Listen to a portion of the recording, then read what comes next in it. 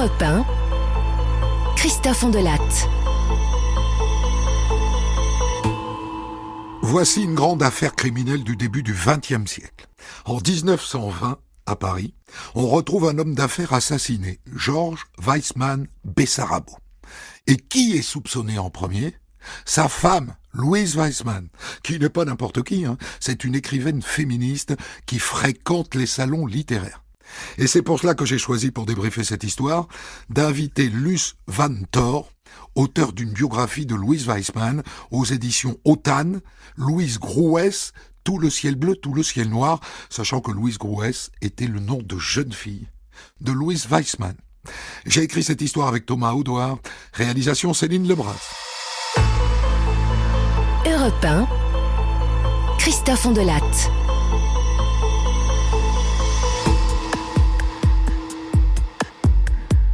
À la fin du mois de juillet 1920, un certain Édouard Croix, chauffeur de maître, se présente au commissariat du 9e arrondissement de Paris. Il vient signaler la disparition de son patron, Georges Weissmann Bessarabo. C'est le commissaire Thierry qui le reçoit. « Monsieur le commissaire, je suis fort inquiet. Il avait un rendez-vous d'affaires très important samedi. Il m'avait demandé de passer à son bureau de la rue de la Victoire. Il n'est pas venu. Je suis allé chez lui, il n'y était pas non plus. »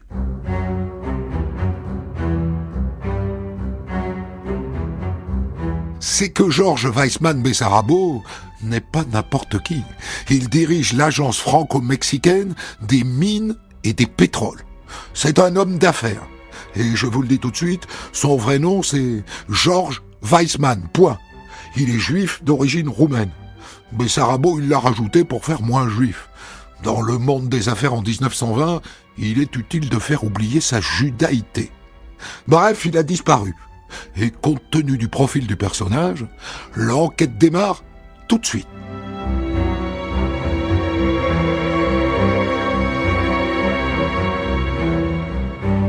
Le commissaire commence par aller sonner chez lui au numéro 3 du très chic Square La Bruyère. Appartement bourgeois, lumineux et joliment meublé. Et là, il fait la connaissance de sa femme, Louise, et de sa belle-fille, Paul. « Puis-je vous offrir un thé, monsieur le commissaire ?»« Volontiers, madame Weissmann, mais je suis surtout là pour vous poser des questions. »« Je répondrai à toutes vos questions avec plaisir. De quoi s'agit-il ?»« Il s'agit de la disparition de votre mari. »« De la disparition de mon mari ? Enfin, mon mari n'a pas disparu, il est en voyage d'affaires à Nancy. »« En voyage d'affaires ? Son chauffeur m'a dit qu'il avait un rendez-vous important à Paris hier et qu'il ne s'y est pas rendu. »« Ah, mais je vous assure qu'il est à Nancy. Il m'a même demandé de lui envoyer des documents, une pleine malle. Et entre nous, c'était des documents confidentiels. Mon mari a fait de l'espionnage pendant la dernière guerre. » Et la voilà qui brandit une lettre dans laquelle effectivement son mari lui demande de lui faire parvenir des documents. Le commissaire se dit, est-ce que le chauffeur ne s'est pas inquiété pour rien ? Moi, c'est possible. Mais maintenant qu'il vient de voir les deux souris, la mère et sa fille, il se dit, elles sont pas nettes, elles me baladent. Cette histoire de malle remplie de documents secrets, ces soi-disant activités d'espionnage, ça pue l'embrouille. Il décide donc d'aller voir à Nancy ce qu'il est advenu de cette malle.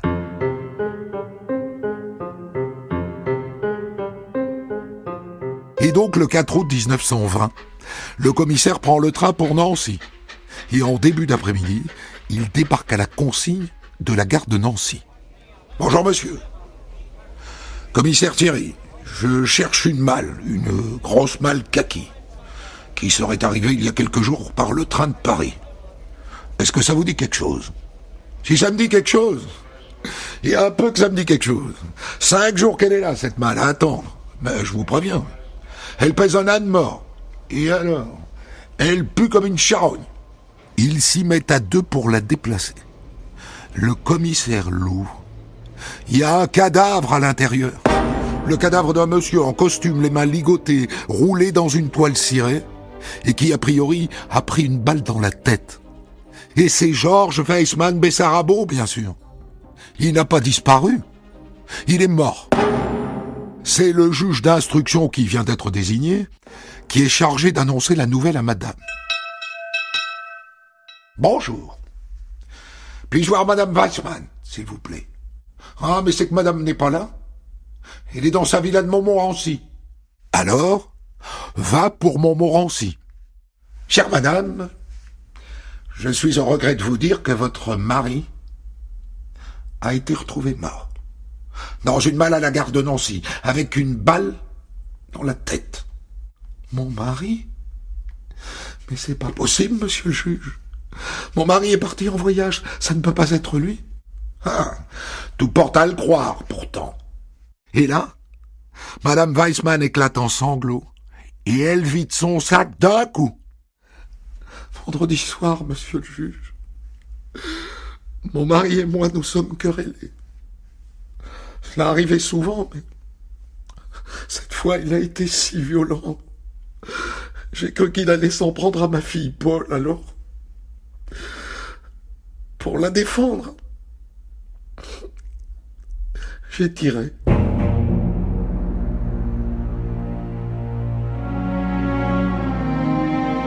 Des aveux.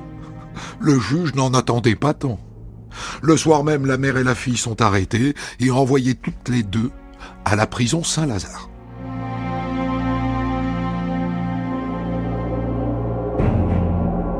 Le lendemain, l'affaire est dans tous les journaux. Une femme qui tue son mari en 1920, il n'y a pas plus croustillant. D'autant que la tueuse n'est pas n'importe qui, c'est Louise Weissman. Elle est célèbre. Elle est écrivaine. Elle écrit des romans, des essais, des pièces de théâtre, et aussi des articles, et des chroniques et des contes, publiés dans des revues littéraires. Son nom de plume est Héra Myrtel. Et cette célébrité, doublée d'un féminisme assez féroce, explique l'intérêt de la presse pour cette affaire. Et puis, cerise sur le gâteau, c'est une divorcée, remariée. Ce qui, en 1920, n'est pas courant.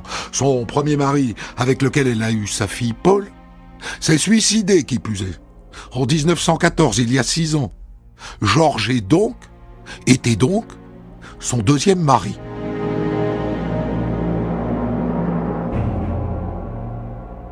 Paul, justement, sa fille, la belle-fille de Georges Weissman, quel est son rôle exact dans cette affaire? Elle est extraite de la prison de Saint-Lazare et interrogée. C'est-à-dire, je veux bien reconnaître que j'ai aidé ma mère. Je l'ai aidé à mettre le corps dans la malle, ça c'est vrai. Et je l'ai ensuite aidé à l'emmener en taxi à la gare de l'Est. C'est ma mère, vous comprenez? Et votre intervention s'est arrêtée là? Pas tout à fait. En rentrant, nous sommes allés ensemble jusqu'à notre villa de Montmorency.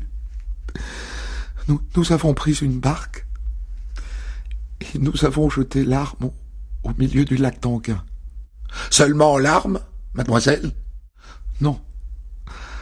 Nous avons aussi jeté ses boutons de manchette, son épingle de cravate, sa bague et ses clés.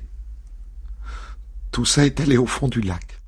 Elle serait donc complice, la mère et la fille.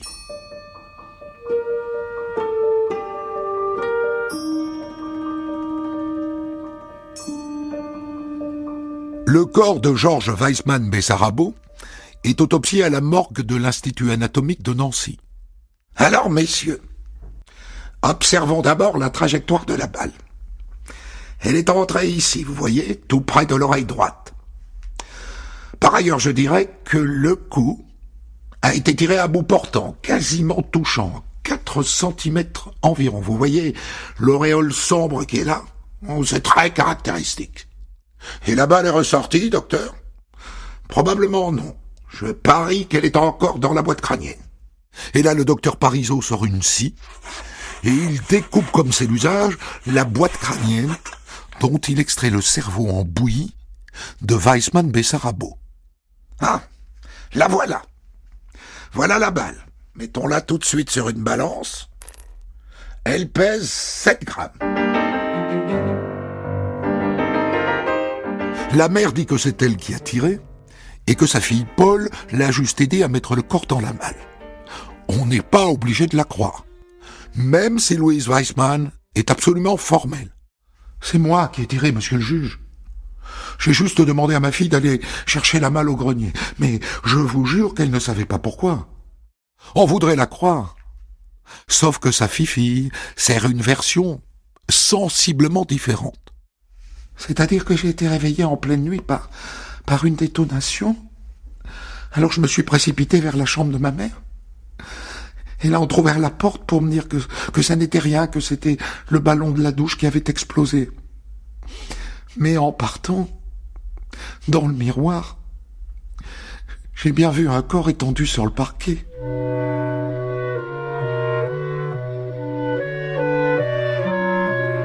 Ah. Donc, contrairement à ce que dit la mère, Paul savait. Quand elle a descendu la malle jusqu'au taxi, elle savait. Quand elle est allée faire du canot sur le lac avec sa mère pour y jeter un revolver et des bijoux, elle savait. Elle savait que sa mère venait de zigouiller son beau-père. Et d'ailleurs, quand on lui demande de parler de lui, elle n'y va pas avec le dos de la cuillère. Monsieur le juge, ma mère et moi, nous avons tant souffert auprès de Georges. Cet homme était malhonnête. Il s'était marié avec maman pour son argent, et il lui avait caché jusqu'à son véritable nom. Sans compter les maîtresses qu'il voyait. Oh. On a tant souffert, monsieur le juge. L'air de rien. Ça nous fait un mobile, ça. Ça ne nous dit pas qui a tué, mais ça fait un mobile.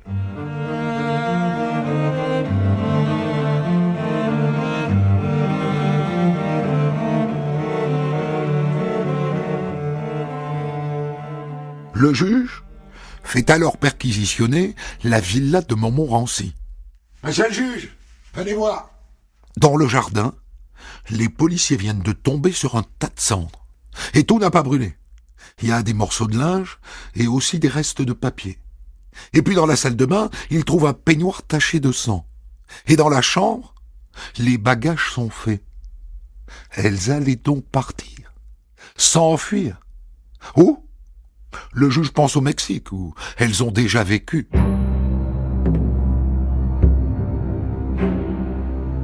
Pendant ce temps, la presse se lâche, le petit Parisien en tête. Et la première visée, c'est Louise, la mère, l'écrivaine. Sa fortune ? Suspecte.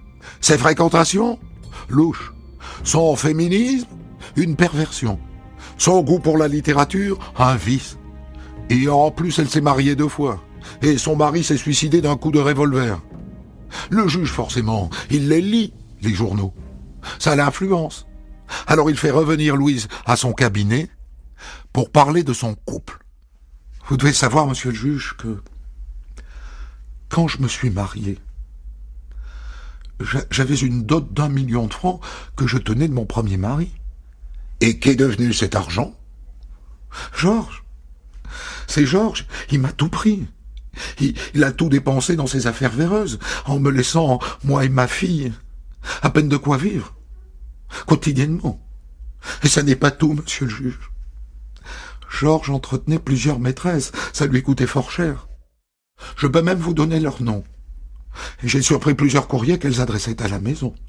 Et elle ajoute que Georges l'a frappé quand il rentrait tard et totalement ivre, et qu'après 5 ans de mariage, leur dispute était devenue quasi quotidienne. T'y crois ou t'y crois pas ?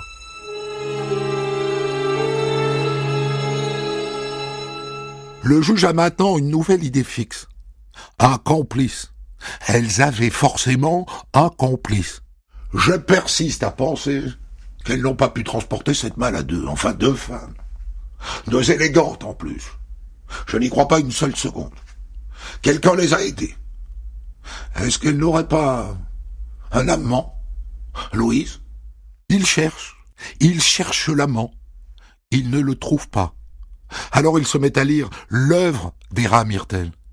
Et dans l'un de ses recueils de poèmes, il trouve un texte au titre évocateur. « Mon premier amant », un appel à la jouissance et au libertinage, intéressant. Et puis dans l'un de ses romans, il y a ce passage. Mon mari vient me trouver dans ma chambre et me déclara tout net que je ne savais pas faire une malle et qu'il allait m'enseigner cet art.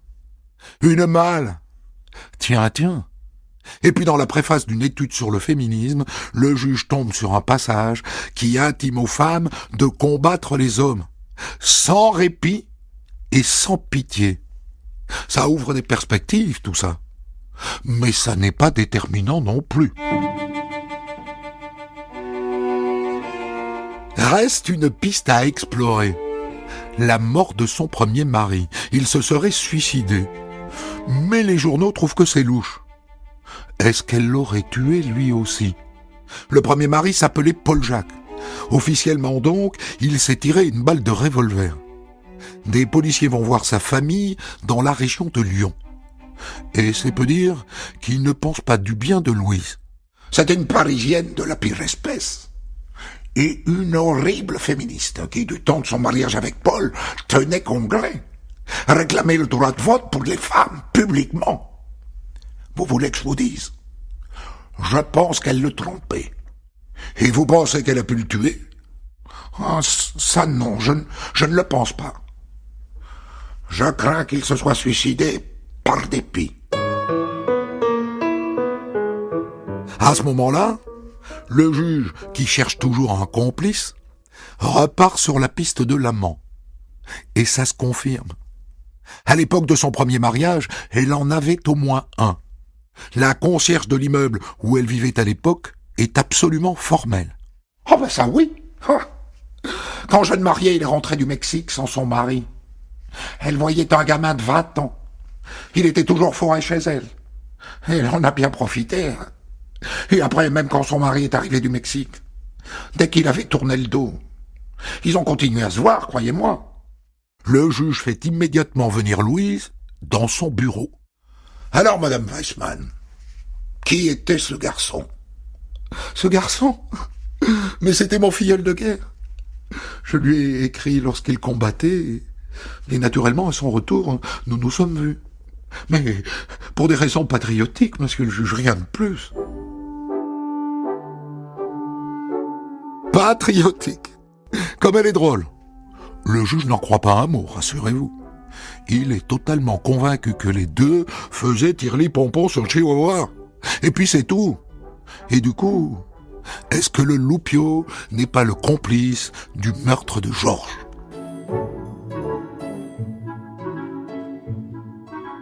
Autre chose.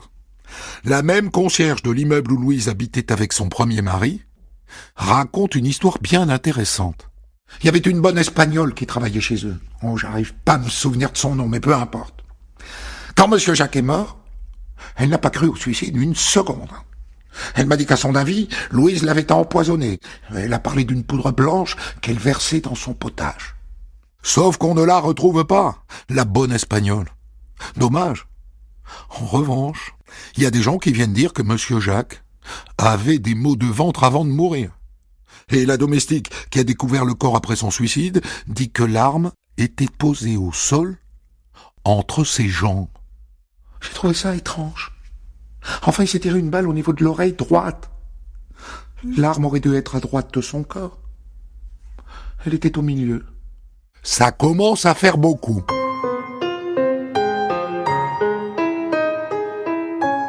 Le juge décide alors de faire exhumer le corps du premier mari, Paul Jacques. Et 6 ans après, il ordonne une autopsie. Je vous le dis tout de suite, elle n'apporte pas grand-chose, parce que ce qu'on cherche évidemment, ce sont des traces de poison. On n'aura jamais les résultats des analyses. Ça arrive. On est en 1920. Pendant ce temps-là, bien sûr, l'enquête sur la mort du second mari, Weissmann-Bessarabot, se poursuit. Quel pourrait être le mobile de son meurtre? Bessarabot était riche. Alors le juge fait venir ses associés et ses financiers. Et c'est fort instructif. Ce que je peux vous dire, monsieur le juge, sans présumer des conséquences, bien entendu, c'est que monsieur Bessarabot devait recevoir la semaine de sa mort la somme de 600 000 francs, provenant de la vente d'un terrain au Mexique. En voilà de mobile. 600 000 balles. Et puisqu'on parle d'argent, Avait-il de l'argent sur lui au moment de sa mort? Sans doute. Mais son portefeuille a disparu. Louise prétend qu'elle l'a brûlé dans le jardin de Montmorency, avec le reste, et Paul qu'elles l'ont jeté dans le lac d'Enghien. Décidément, elles ne sont pas d'accord sur grand-chose, ces deux-là. Le juge commence à se dire que c'est peut-être Paul qui a tué son beau-père. D'autant qu'elle vient de lui en raconter une bonne. Il était à peine marié avec maman. Il m'a fait des avances, figurez-vous. À moi, sa belle-fille. C'est bien la preuve que c'est un sale bonhomme, non? Oui, mais c'est aussi la preuve que Paul avait de bonnes raisons de le tuer. Autant que sa mère. Ce qui conforte le juge sur la piste de Paul, la fille de Louise, ce sont les incohérences de leurs dépositions respectives. L'heure du meurtre, par exemple. Louise parle de minuit et Paul de 6 heures du matin. Alors le juge décide de les confronter l'une à l'autre dans son bureau. Dans la seconde où elles se retrouvent face à face, elles se jettent dans les bras l'une de l'autre. Elles s'assoient en se faisant des sourires. Et puis le greffier leur fait la liste de toutes leurs contradictions dans ce dossier. Alors, qu'est-ce que vous avez à dire là-dessus? Enfin, parlez. Pourquoi même sur l'heure du crime, vous n'êtes pas d'accord? Qui ment? Paul répond sur un ton lapidaire. Je n'ai rien à changer à mes déclarations. Je veux rien dire contre ma mère. Je veux pas l'accuser. Et la mère en profite. Jamais vous ne la ferez jurer qu'elle m'a vu tuer quelqu'un. Jamais. Tout ça pour dire que la confrontation ne donne rien.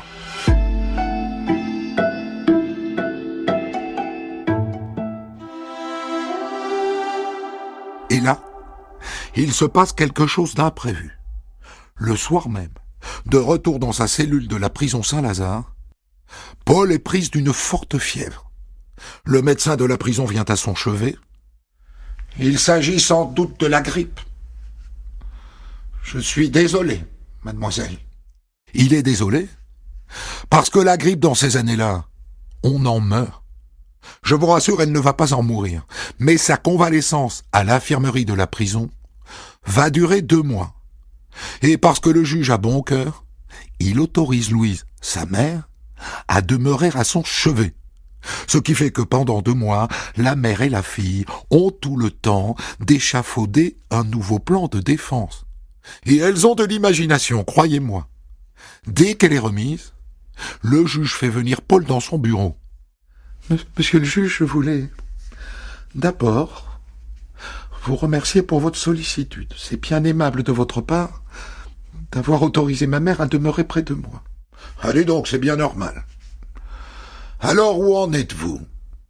Ce que je peux vous dire, monsieur le juge, c'est qu'au cours de ces longues semaines de maladie, j'ai acquis la certitude de l'innocence de ma mère. Ce qui veut dire que c'est vous. C'est vous qui avez tué votre beau-père. Non, pas du tout. Cela veut dire que ma mère et moi sommes toutes les deux innocentes. Mais qui est le coupable, alors? Cherchez. Vous trouverez sans doute. Mais je jure que ni moi ni ma mère ne sommes coupables. Inutile de vous dire que dans la foulée, Louise sert la même soupe au juge. Vous vous souvenez de ce que je vous ai dit la première fois? Que Georges était espion pendant la guerre. La vérité, c'est que lorsque j'ai envoyé cette malle à Nancy, il n'y avait à l'intérieur que des documents secrets, amassés lorsqu'il était espion. Il n'y avait pas de cadavre. Allons bon. Et votre mari, alors, madame? Où était-il? Il était à New York, monsieur le juge, pour ses activités d'espionnage. Admettons. Mais alors pourquoi est-ce que pendant de longs mois, vous avez déclaré devant moi que vous aviez tué votre mari? C'est qu'il y a un secret que je ne puis vous révéler. Bien joué, le coup du secret. Ça évite d'avoir à donner des explications. Mais bon, hormis ces dénégations de dernière minute, le dossier du juge n'est pas vide. Et donc en janvier 1922, il considère qu'il a assez d'éléments pour les renvoyer toutes les deux, la mère et la fille, devant la cour d'assises, du chef d'homicide volontaire avec préméditation pour Louise et de complicité d'assassinat pour Paul.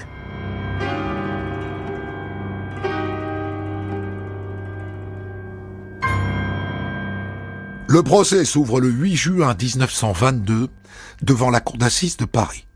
Louise a embauché 2 avocats pour la défendre, dont le plus grand ténor de l'époque, maître Moreau Giaferi, qui à lui seul remplit la moitié de la salle. C'est une star, Moreau Giaferi. Paul est-elle défendue par maître Raymond Hubert. Et évidemment dans la salle, les gens n'attendent qu'une seule chose, les voir. À quoi ressemblent-elles les scandaleuses? Eh bien, elles sont superbes. Tailleur, chapeau, maquillage, cheveux soigneusement coiffés. Superbe. D'entrée, le président met Louise sur la sellette. Et il rappelle entre autres qu'il y a aussi des suspicions sur la mort de son premier mari. Moreau Giaferi bondit de son fauteuil. « Mais enfin, l'affaire est encore à l'instruction. Vous n'avez pas le droit d'en parler. » Il n'a pas fini de se lever de sa chaise, Moreau Giaferi. Parce que le président ne ménage pas Louise, pas tant sur les faits d'ailleurs, que sur sa vie dissolue.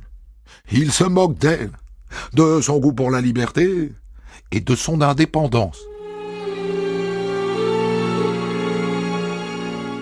Pour ce qui est des faits, le premier jour, le frère de Georges vient dire que peu de temps avant le meurtre, Louise a voulu étrangler son mari. Oui, monsieur le président. Étranglé. Il me l'a dit.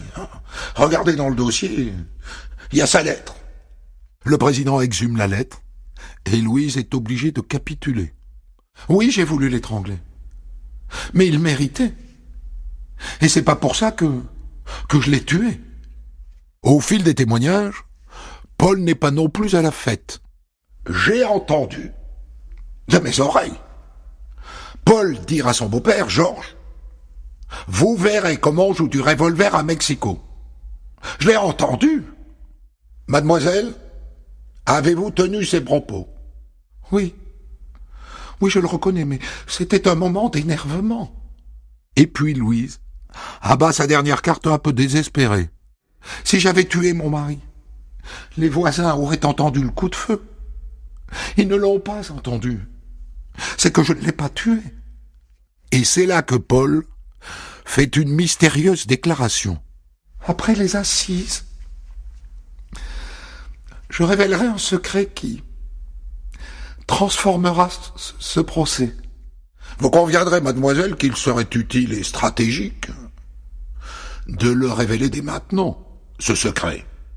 Non. Pas maintenant, je suis désolé. C'est à la fin du procès que tout se joue. Maître Hubert, l'avocat de Paul, vient de terminer sa plaidoirie. Et là, Paul se lève d'un coup et elle se tourne vers les jurés. « Je vous ai menti et je m'en excuse. Je vais vous dire toute la vérité. Ce soir-là, j'ai bien entendu une détonation dans la chambre de ma mère. Et ensuite, quand elle a ouvert la porte, j'ai bien vu un corps. » Oh la salope! Elle vient de lâcher sa mère à la dernière seconde. Du coup, Moreau Giaferi, qui doit plaider derrière, est complètement perdu. Sa plaidoirie est complètement bancale. Les jurés délibèrent pendant 50 minutes et le verdict tombe. Paul est acquitté. Madame Weissmann-Negrouès, levez-vous, je vous prie. La Cour vous reconnaît coupable de meurtre avec préméditation. Elle vous accorde le bénéfice de circonstances atténuantes et elle vous condamne à 20 années de travaux forcés. Je suis innocente. Louise Weissmann est emmenée au centre pénitentiaire de Rennes, où elle meurt 9 ans plus tard.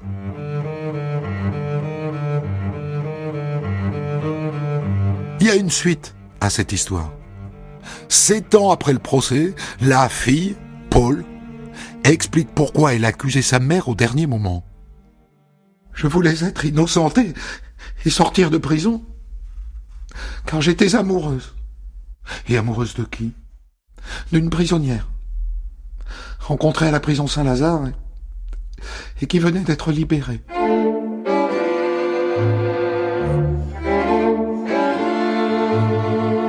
Elle a trahi le serment fait à sa mère pour filer le parfait amour avec une greluche. Les chats ne font pas des chiens.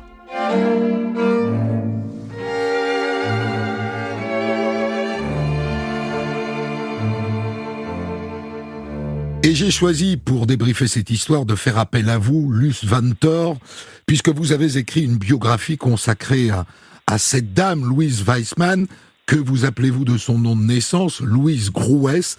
Votre livre s'appelle d'ailleurs Louise Grouès, Tout le ciel bleu, tout le ciel noir, et il est publié aux éditions Les Autanes. Alors il vous revient de raconter ce que je n'ai pas pu raconter moi, c'est-à-dire qu'elle était écrivaine. Mais quel genre d'écrivaine, Madame Van Tor? Alors, Louise Grouès était une poète, une romancière, mais essentiellement une romancière et une poète militante féministe. C'est-à-dire que tout est lié. Ça, je crois qu'il faut longuement insister là-dessus. C'est quelqu'un qui était profondément engagé dans la lutte contre les inégalités faites aux femmes. C'est un langage qu'on entend facilement maintenant, à peu près en tout cas. Mais à l'époque, il faut vraiment comprendre aussi la personnalité de cette femme. Ce que vous racontez dans l'histoire, et que vous racontez bien, c'est effectivement toute la relation du procès en particulier, et de l'enquête, qui n'a abouti absolument à rien. On ne sait toujours pas qui est le coupable. Donc, je crois que ce qui manque effectivement, c'est un regard aussi, peut-être un peu bienveillant sur cette femme, qui a été trahie par sa fille, ça c'est évident, qu'il a profondément regretté par la suite. Mais cette femme, si vous voulez, elle était effectivement une écrivaine. Alors, ce qu'il faut comprendre aussi, et ça vous le relatez très bien, c'est que à l'époque, on était dans une société extrêmement tournée vers l'homme et dominée par l'homme. La femme n'était que soit une mère, soit une épouse. À la limite, elle pouvait être une putain. Ça ne choquait absolument pas les gens. Et un type comme Bessarabo, effectivement, était quelqu'un qui avait des maîtresses affichées. Mais ça se faisait, c'était accepté. Elle a essayé de contrer ce patriarcat. Oui. Mais son féminisme, Madame Van Tor, il lui vient d'où? C'est-à-dire comment cette femme qui, si j'ai bien compris, est née à la campagne dans un milieu assez modeste, etc., devient-elle une écrivaine féministe parisienne? Non, ça c'est trop simpliste comme approche. Mais elle est effectivement d'un milieu paysan.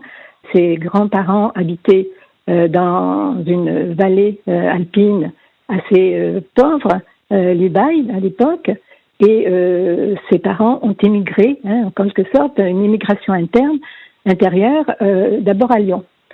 Et par la suite, donc à Lyon, il s'est passé énormément de choses. Son père est mort très vite, et elle a pris en main, elle, la jeune fille de la famille, elle a pris en main la vie de sa famille, c'est-à-dire de sa mère et de ses sœurs à Lyon. Et là, elle a fait des différents travaux, donc en particulier de travailler dans une bibliothèque, de travailler sur des archives, etc. Et petit à petit, elle s'est forgée une personnalité de liberté, de femmes qui se rendaient compte, de jeunes femmes qui se rendaient compte qu'elle était capable aussi de tenir les rênes d'une famille qui partait un petit peu à volo. Son frère étant parti au Mexique, cette fois dans l'immigration mexicaine des Ubayens à cette époque, et c'est une période de l'histoire qui est passionnante, son frère a fini par les faire venir vers lui au Mexique. Pour venir à Louise, elle a passé plusieurs années dans ce milieu mexicain. Elle y a épousé effectivement son mari qui était aussi ubayen, on gérait des affaires en famille, et elle s'est aussi formée, elle s'est cultivée, mais c'était quelqu'un qui était ouverte à la culture, qui était ouverte à la littérature, etc. Elle n'a fait que renforcer. Est-ce que vous pouvez la resituer dans l'époque? Est-ce que le féminisme était quelque chose d'existant à l'époque où elle était très isolée? Alors, au Mexique, elle entendait parler de ce qui se passait à Paris, de ce qui se passait parce qu'elle était en lien en permanence avec ce qui passait en France, elle en avait la nostalgie. Lorsque sa deuxième fille est née, elle a décidé, enfin avec son mari aussi, de venir s'établir à Paris. Et donc ça, c'est avant la guerre de 14-18, donc on appelle la Belle Époque. Et du coup, là, elle a rencontré aussi un féminisme qui était naissant. Il faut savoir qu'à cette époque, le féminisme était très en retard en France. L'idée du féminisme, c'est-à-dire non pas de dire que les hommes doivent disparaître, ça c'était, je pense, il n'y a pas eu énormément de femmes pour le dire à ce moment-là, à cette époque, mais d'essayer de trouver une place de la femme autre que dans le ménage et de reconnaître qu'elles ont une liberté de penser, une liberté de création. Ça, elle l'a découvert effectivement à Paris. Elle est rentrée de plein pied dans le mouvement féministe qui commençait à se créer, avec des personnalités fortes des féministes de l'époque, pour rattraper peut-être un peu aussi le retard qu'on avait vis-à-vis des États-Unis, vis-à-vis de l'Angleterre en particulier, même de l'Espagne, qui était plus en avance que nous là-dessus. Et donc elle a commencé, si vous voulez, à prendre parti pour les femmes, mais en leur demandant, en forme d'injonction, de se prendre en main, de créer les propres activités, etc. Elle a fait des congrès, elle a participé à des congrès, elle a fait des colloques, elle a écrit des articles, elle a créé un journal, etc. C'était effectivement, elle était dans un mouvement naissant et elle a pris toute sa place dans ce mouvement naissant.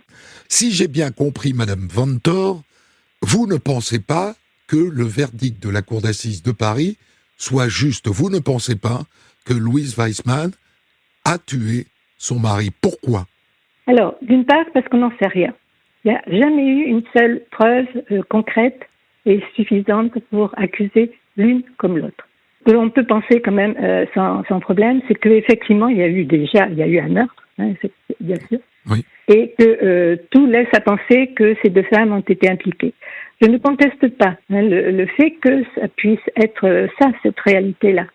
Ce que je constate, c'est que dans tout ce procès, ça a été un procès en permanence en charge. C'est-à-dire qu'on a accusé d'emblée l'une ou l'autre. Et effectivement, comme elles ont joué un peu là-dessus, qu'elles se sont épaulées, puis après qu'elles se sont séparées, je veux dire, on n'en sait rien.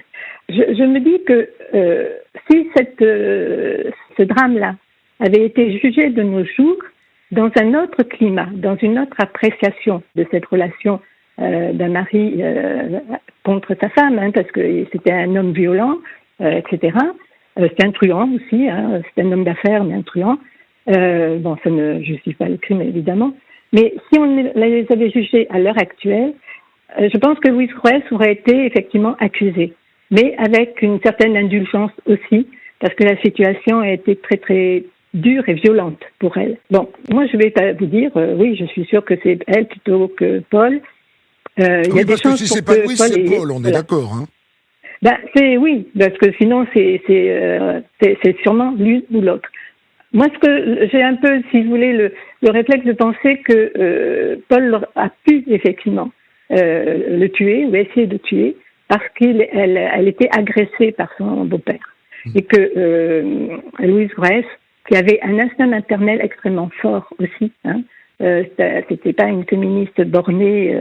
Je pense qu'elle a effectivement essayé de défendre sa fille et que ça a été quelque chose de non gérable, si vous voulez, au niveau du procès.